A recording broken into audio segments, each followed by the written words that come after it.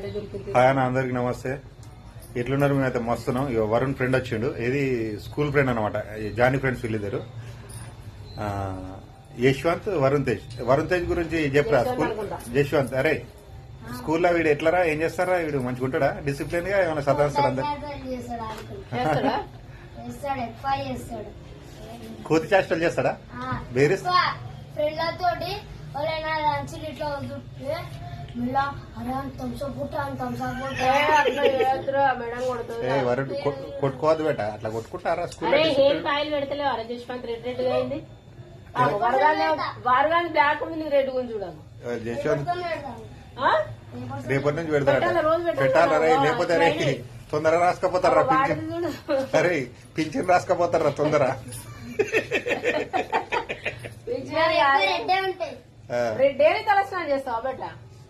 చేస్తా